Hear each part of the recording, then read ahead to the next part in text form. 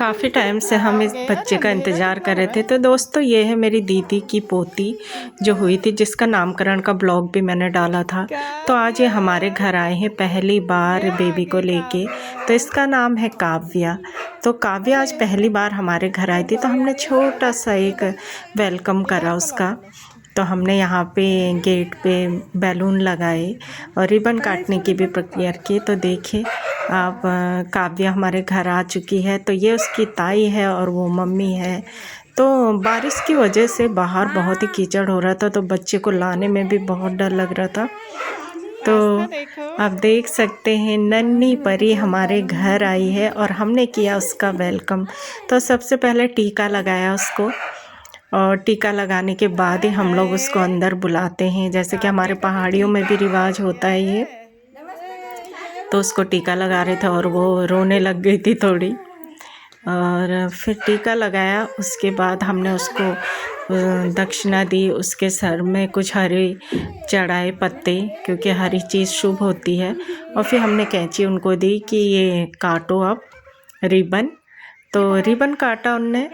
और फिर देखो काव्या कैसे देख रही है। तो ये प्यारी सी गुड़िया देख रही थी कि क्या हो रहा है ये सब। तो रिबन काटा पहले और फिर बैलून भी फोड़े।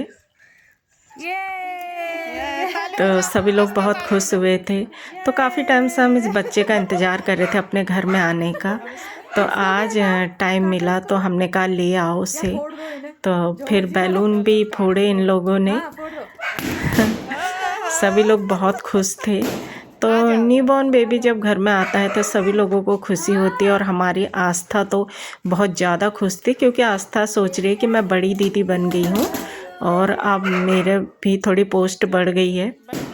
और नहीं तो आस्था सबसे छोटी थी, तो अब आस्था को लग रहा है मैं थोड़ी बड़ी दीदी बन गई है। देखो कितनी प्यारी सी क्यूट सी काव्या। और आते ही मेरी बहू ने उसे अपनी गोदी में ले लिया था। तो आस्था कुछ चिढ़ भी गई थी कि इसी को ज़्यादा प्यार करे। देखिए अपना किचन सेट दिखा रही। आओ कह रहा है ब्राउनी। आओ, ये तुमने क्या कर रखा है सब देखो। ये है काव्या। बाप रे, इतनी लंबी तान मार के।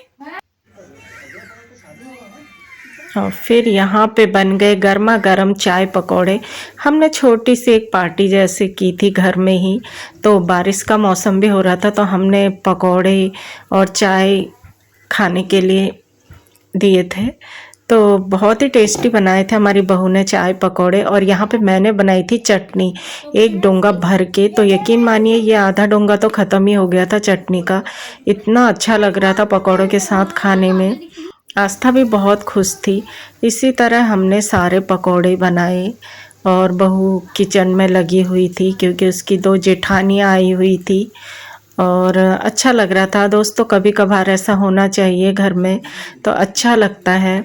और खुशनसीब होते हैं वो लोग जिनके घर में कोई ना कोई आते जाते रहते हैं और ऐसी छोटी छोटी पार्टियां होती रहती हैं। अच्छा लगता है मिलना जुलना। और पकोड़े सच में बहुत ही टेस्टी हो रहे थे। तो ब्लॉग अच्छा लगा तो एक लाइक कमेंट ज़रूर कीजिएगा। और अगर चैनल पर नए हैं तो सब्सक्राइब कीजिए। फेसबुक पर देख रहे हैं तो फॉलो ज़रूर कर लीजिए।